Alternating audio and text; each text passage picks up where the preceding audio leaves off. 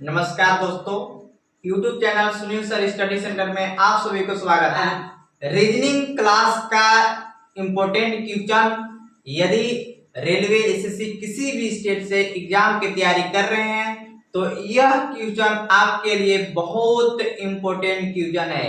इसलिए इस क्वेश्चन को स्किप ना करते हुए ताकि अच्छी तरह से समझ में आ जाए, देर ना करते हुए चलिए अब प्रश्नों को सॉल्व करते हैं। जो आज का क्वेश्चन बहुत ही इंपॉर्टेंट क्वेश्चन है, जो reasoning railway SSC NTPC RPF चाहे किसी भी स्टेट से आप तैयारी कर रहे होंगे तो आप ऐसे क्वेश्चन को आप सॉल्व मिनटों को सेकेंडों में करना सीखे आसानी से। चलिए चलते हैं क्वेश्चन जो है बोर्ड पर। तो पहला क्वेश्चन चलते हैं, देखते हैं कि क्या कह रहा है क्वेश्चन। लिखा हुआ है कि क्वेश्चन 1 में किसी भिन्न के अंश तथा हर में से प्रत्येक में 2 जोड़ने पर 3/5 प्राप्त होता है। मूल भिन्न क्या है? जब इस प्रकार से रहेगा तो मूल भिन्न कैसे निकालते हैं? मूल भिन्न आप मैट्रिक के एग्जाम दिए हुए हैं और उसी को तहत आप लोग सोल्व करना स्टार्ट कर देते हैं, तब तक पता चलता है कि समय ही पूरा खत्म हो चुका। इसलिए वहां पर मैट्रिक एग्जाम में जो ऐसे क्वेश्चन उस पर नहीं जाना है, जाना है कहाँ? आप शॉर्ट ट्रिक से चलिए बनाते हैं, देखते हैं कैसे होता है। किसी भिन्न के अंश तथा हर में से, तो वहां पर अंश से माना कि एक्स हर वाई ऐसे मानकर बनाएंगे तो आपको बहुत लॉन्ग टाइम खींच लेगा। इसलिए कुछ नहीं दिया हुआ ऑप्शन में उसी में चलते हैं, कहां से कैसे बोल रहा है। भिन्न के अंश तथा हर में, यानी कि अंश इसको बोला जाता है और इसको हर बोला जाता है। चलिए ठीक है, यहां से ही समझने का प्रयास करते हैं। प्रत्येक में 2 जोड़ने पर, माने कि अंश में 2 जोड़ने पर और हर में भी 2 जोड़ने पर तो क्या प्राप्त होते हैं? देखिए अंश में 2 जोड़ने पर, हर में 2 जोड़ने पर, तो 2 1 3 और 2 2 2 4। तो ये प्रश्न बोला था कि 2 जोड़ने पर 3/5 प्राप्त होता है, तो 3/5 प्राप्त नहीं हुआ, इसको ऑप्शन नंबर गलत है। चलिए अब इसमें सेकेंड में देखते हैं। 2 जोड़ने पर, यानी कि अंश में 2 जोड़ने पर, हर में 2 जोड़ने पर, यानी 1 2 3 हो जाएगा, 3 2 5 हो जाएगा, यानी 3/5 प्राप्त होता है, यानी कि हमारा बी ऑप्शन सही है। और जब बी ऑप्शन सही हो गया तो तीसरा चौथा के जांचने की जरूरत नहीं है, समय आपको बहुत मायने रखता है, समय को बचाते हुए चलना। इसलिए बी ऑप्शन सही हो गया तो सी ऑप्शन नहीं होगा, डी ऑप्शन नहीं होगा। ऐसे मैं बता दे रहा हूं कि देखते हैं चेक करके कि होता है कि नहीं होता है। जैसे 2 जोड़ेंगे, इसमें भी 2 जोड़ेंगे तो 3 और 2 5 हो जाएगा, 2 2 4 हो जाएगा, नहीं मिला, ऑप्शन नहीं है। इसमें 2 जोड़ेंगे, इसमें 2 जोड़ेंगे, 2 2 4 होगा, 7 9 होगा, इसमें भी नहीं हुआ। तो समझ में आ गया होगा दोस्तों। अब आगे नेक्स्ट क्वेश्चन देखते हैं। दूसरा क्वेश्चन में आपको दिया हुआ है क्वेश्चन 2 अंकों की संख्या के अंकों का योग 7 है। यदि अंकों को पलट दिया जाता है तो नई संख्या में 3 जोड़ने पर मूल संख्या की 4 गुनी हो जाती है। मूल संख्या क्या है? अब देखिए जब ऐसे क्वेश्चन रहता है तो आपको क्या करना है, समझना। पहले 10 क्लास जो पास हुए हैं उस आधार पर बनाएंगे। आपको 5 मिनट टाइम होगा, 5 मिनट में 10 को क्वेश्चन बनेगा, इसलिए उस नियम पर नहीं जाना, शॉर्ट ट्रिक पर चलना है। क्या है? 2 अंकों की संख्या, इसी में देखिए 2 अंकों की संख्या के योग 7 है, तो इसमें भी 3 4 7 है, 6 1 7 है, 2 5 7 है, 1 और 6 7 है।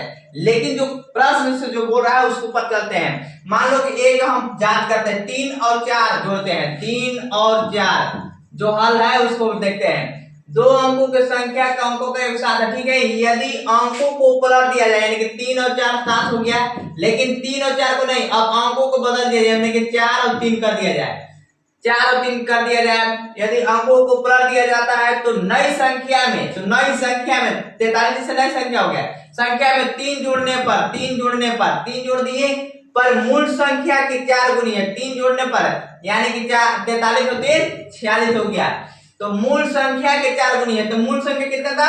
मूल संख्या 34 था। कितना था? 34 था, मूल संख्या 34 था। तो 34 के देखो 3 जोड़ने पर मूल संख्या के 4 गुनी है, यानी कि 4 गुनी 34 के 4 गुनी है, 34 के 4 गुनी, तो 4 चौका 16 4 3 12 और 1 13 136 है, नहीं 46 यहाँ लाना था, 136 हो गया, यानी कि ऑप्शन नंबर है मेरा एक गलत हो गया। बी को जांच करते हैं, किसको जांच करते हैं? बी को जांच करते हैं। अब चलिए 61 6 1 है, 61 है। अब इसको में जैसे दोनों को जोड़ेंगे तो 6 1 तो 7 हो जाएगा, लेकिन यदि अंकों को पलट दिया जाए, यानी कि 1 और 6 कर दिया जाए, 6 एक था, 1 6 कर दिया जाए, तो नई संख्या में 3 जोड़ने पर, यानी कि 3 जोड़ने पर, यानी 16 3 19, 3 जोड़ने पर मूल संख्या के 4 गुनी, तो मूल संख्या कितना है, मूल संख्या माने 61, 61 का 4 गुनी, तो 4 एकम के 4, 4 छक्के 244, यानी 19 आ रहा है, यहाँ 244 हो गया। ये भी ऑप्शन मेरा बी गलत हो गया, यानी बी हमारा गलत। सी 25 है। अब सी को जांच करते हैं, सी को जांच करते हैं, यानी 25 है, यानी 2 जोड़ 5, इसमें भी 7 आ जा रहा है, लेकिन संख्या को बदलना है, संख्या को बदलना है।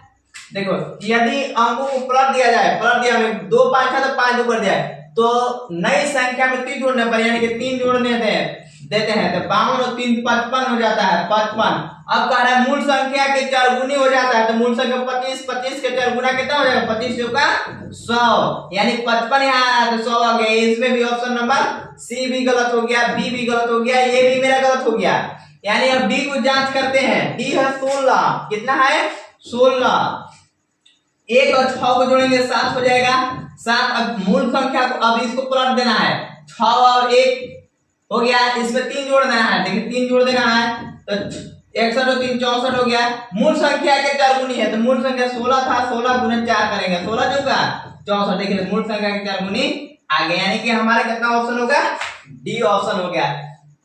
यदि समझ में आता होगा तो लाइक शेयर सब्सक्राइब अवश्य करेंगे प्लीज, ताकि ऐसे क्वेश्चन आपको हमेशा मिलेगा, ताकि आपको नोटिफिकेशन जो मिले समय पर मिल जाए। चलिए चलते हैं नेक्स्ट क्वेश्चन। आप क्वेश्चन क्या कहता है,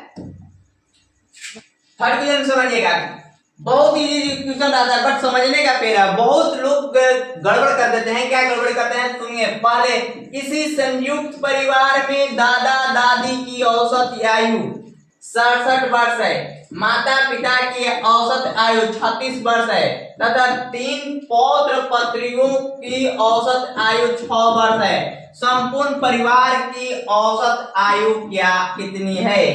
यानी दादा दादी का औसत आयु दिया हुआ था 67 वर्ष, माता पिता की औसत आयु 36 वर्ष और पौत्र पत्रियों की औसत आयु 6 वर्ष। तो टोटल परिवार का, संपूर्ण का परिवार को औसत आयु ज्ञात करना है।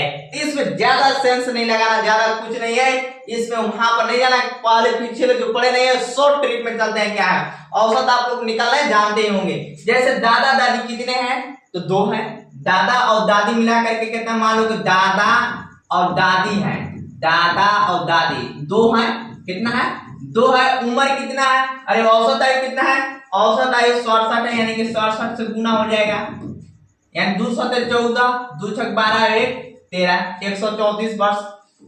चलिए वर्ष हो गया, यानी कि 134 वर्ष था, तभी तो औसत आयु 2 से भाग देते तो 67 आया था। समझ में आ रहा ना, औसत आयु तो निकालने आता ही होगा।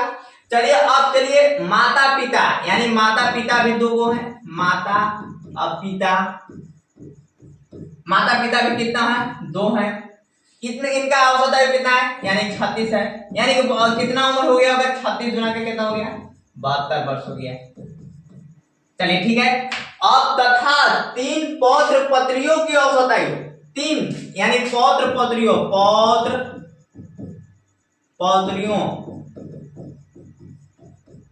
की औसत आयु की औसत आयु 6, यानी कि टोटल कितना था पौत्र पत्रियों 3 है। देखिए 3 पौत्र पत्रियों यानी कि 3 है, औसत आयु कितना है 6 है, 3 6 का कितना हो गया 18 वर्ष। यानी अब हमको वर्ष निकल गया, अब वर्ष जब निकल गया तो औसत आयु तो निकल ही जाएगा। पूरा संपूर्ण परिवार कितना टोटल है, परिवार को काउंटिंग करेंगे ना तभी तो औसत आयु निकलेगा। हाँ, तब टोटल कितने आ गए 2 2 4 और 3 7, यानी टोटल संपूर्ण परिवार 7 है। अब उनका वर्ष कितना है, टोटल आयु कितना है 4 2 6 8 14 हो गया, हासिल 1 3 7 10 और 1 11 हासिल 12, अब 1 2, यानी टोटल का वर्ष आयु इतना है 7 परिवार में। तो औसत आयु तो आपको पता ही होगा निकालने के लिए, संपूर्ण अब हो गया। औसत आयु निकालना होगा तो 224 बटा में कितना हो जाएगा 7 हो जाएगा, यानी संपूर्ण है, संपूर्ण 7 है, 7 से भाग देंगे औसत निकल जाएगा। यानी कि 17 21 और 7 गुना के 14 यानी कि 32 वर्ष है। संपूर्ण का कितना है 32 वर्ष। ऑप्शन में देखें कहां है 32 वर्ष। ऑप्शन ए में 30 है नहीं, ऑप्शन बी में 32 हाँ। अब दूसरा जगह जांच करने की जरूरत क्या है, पूछने की जरूरत है, टाइम वेस्ट फालतू नहीं करना है। चलिए ऑप्शन नंबर 34 सी में है नहीं होगा, डी में 36 है नहीं होगा। अब नेक्स्ट क्वेश्चन को बनाए 4 में देखते हैं। चलिए नेक्स्ट क्वेश्चन 4 में समझ जाएंगे कि 15,000 रुपए की राशि पर 2 वर्ष की चक्रवृद्धि ब्याज और साधारण ब्याज के बीच 96 रुपया का अंतर है, तो वार्षिक ब्याज दर कितनी होगी, वार्षिक से लेना ना। अब देखिए इसमें जब ऐसे क्वेश्चन आता है इसमें ज्यादा सेंस लगाइएगा कि चक्रवृद्धि ब्याज निकालेंगे साधारण ब्याज निकालेंगे तब तो बहुत टाइम निकल जाएगा, उससे भी नियम हो जाएगा। लेकिन शॉर्ट नियम जो होता है शॉर्ट ट्रिक पर चलते हैं। क्या इसका शॉर्ट ट्रिक है, बीच के देखिए वार्षिक ब्याज की दर बराबर क्या होता है, ये जो डिफरेंट जो होता है डी बराबर जो दिया हुआ है इसमें, यानी कि डी बराबर होता है और वार्षिक जब निकालना हो तो डी बराबर होता है पी आर का स्क्वायर बटा में 100 का स्क्वायर होता है। बस इतना ही निकालना है, कुछ नहीं करना है। दर जब यानी कि दर निकालना है दर, बस इसमें कुछ नहीं करना। डी यानी कि हमारा कितना है 96 रुपया है, डिफरेंस कितना है 96 रुपया का अंतर है। अब पी कितना है मेरा 15,000 रुपया है, बात को समझिएगा 15,000। आर कितना है, आर कितना है, आर ही तो निकालना है, आर स्क्वायर बटा में 100 गुना 100 यानी कि 100 गुना 100। चलिए अब इसको काट लेते हैं, जहां तक कटता है 2 जीरो से 2 जीरो समाप्त, 1 जीरो से 1 जीरो समाप्त, यानी कि हमारा 96 गुना 10 आ जा रहा है, यानी कि 96 गुना 10 करेंगे तो 960। गुना में है, अरे इधर आर गुना में है तो इधर का में आ जाएगा बटा में आ जाएगा।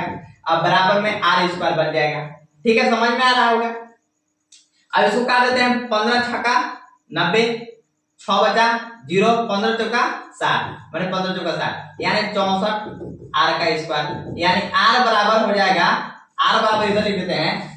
चलिए आर बराबर हो जाएगा 64 बड़े में था इधर का मिलेगा वर्गमूल में, यानी 8 है 64 8% दर हो गया। देखेंगे ऑप्शन नंबर पे क्या है। ऑप्शन नंबर ए में 6 है नहीं होगा, डी में 7 है नहीं होगा, डी में और सी में है 8% हमारा हो गया। हमको बहुत खुशी की बात है कि आप जब इसको जब देखते होंगे, ध्यान से जब देखते होंगे तो लगता होगा बहुत अच्छा शॉर्ट ट्रिक है। तो ऐसे ही शॉर्ट ट्रिक से ही बनाइए तभी आपको समय को बचत होगा। और नहीं तो चक्रवृद्धि ब्याज निकालेंगे फिर निकालेंगे साधारण ब्याज, तब तक लगा कि राम कथा कहानी खत्म हो चुका। इसलिए आप समय को दुरुपयोग नहीं करेंगे, शॉर्ट ट्रिक अपनाएंगे और सीधे सीधे एकदम छलांग मारेंगे। ठीक है, अब चलते हैं नेक्स्ट क्वेश्चन पर। चलिए नेक्स्ट क्वेश्चन देखते हैं 5 में जो है कि एक आयत की लंबाई तथा चौड़ाई का अनुपात 3:4 है। यदि आयत का परिमाप 140 सेंटीमीटर है तो आयत की लंबाई सेंटीमीटर में क्या होगा। देखिए आयत तो पहले नंबर में छाप लेंगे, आयत पहले लंबाई दिया हुआ है, पहले लंबाई का यानी कि 3, चौड़ाई के 4, मान लीजिए कि 3 है 4। ठीक है, अब 3 यहां पर जब ये भुजा है तो 3 तो ये भी होगा, ये 4 है तो ये भी 4 होगा, यहाँ पे तो कंफर्म है। अब सीधा विधि है कि आयत के परिमाप बराबर क्या होता है, आयत की परिमाप बराबर हम लोग जानते हैं क्या 2 इंटू लंबाई प्लस चौड़ाई होता है। तो आयत का परिमाप कितना है 140 है और 2 तो 2 लंबाई यहाँ 3 माना हुआ है प्लस में 4। अब सोचते होंगे कि सर लंबाई 4 है, ऐसा नहीं है, जो पहले लिखा वो पहले लिखाता है। चलिए 2 3 और 4 7 यानी 7 गुना के कितना हो गया 14, यानी कि 14 जो है 14 मेरा आया 140 में कि 14 अनुपात में है, 14 अनुपात बराबर में 140 आया है, यानी कि 14 अनुपात में रेशियो में 14 रेशियो में कितना आया 140 आया है। तो एक रेशियो में कितना होगा, एक रेशियो में 140 बटा में कितना 14 ना 4 से। ये समझना है यहाँ भुजा 3 अनुपात में रेशियो में दिया हुआ है, ये नहीं समझ रहे कि 3 सेंटीमीटर जो है सेंटीमीटर में है ना, सेंटीमीटर 3 सेंटीमीटर हमारा है, ऐसे 3 सेंटीमीटर चौड़ा हो गया लंबा हो गया, ऐसा नहीं है, रेशियो में दिया हुआ 3 रेशियो में है। तो एक रेशियो में पहले 14 रेशियो का निकला हुआ है 140, तो एक रेशियो कितना होगा 10 होगा। तो हमारा 3 रेशियो कितना होगा, पहले लंबाई था, पहले लंबाई दिया हुआ है, चौड़ाई बाद में दिया हुआ है, यानी कि पहले लंबाई है 3, तो एक रेशियो में 10 है तो 3 रेशियो में कितना होगा 30 हो जाएगा। कितना होगा 30 सेंटीमीटर में दिया हुआ था सेंटीमीटर में, यानी कि लंबाई कितना है, लंबाई पूछ रहा था कि ये आयत का परिमाप इतना है, तो आयत की लंबाई सेंटीमीटर में क्या होगा।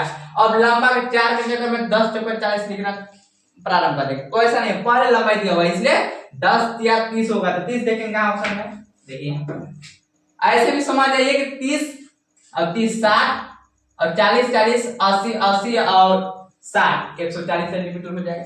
सभी भुजाओं का योग परिमाप होता है। तो समझ में आ गया होगा, हमको उम्मीद है आप ऐसे वीडियो पर बने रहिए ताकि आपको एग्जाम के लिए जो सुनील सर स्टडी सेंटर में जो क्लास कराई जा रही है, एसएससी चाहे जीटी हो, ग्रुप डी हो, रेलवे हो, सभी परीक्षाओं के लिए ये तैयारी कराई जाती है। इसलिए आप इस चैनल पर बने रहिए और इस चैनल पर नए होंगे तो सब्सक्राइब करें, लाइक करें, शेयर करें ताकि आपको नोटिफिकेशन समय पर मिलता रहे। धन्यवाद।